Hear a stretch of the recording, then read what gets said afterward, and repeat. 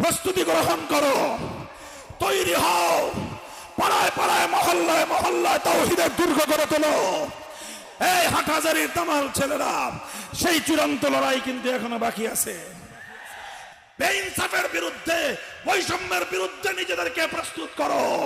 এ বিপ্লব ছিল হাজী শরীয়তুল্লাহর বিপ্লব,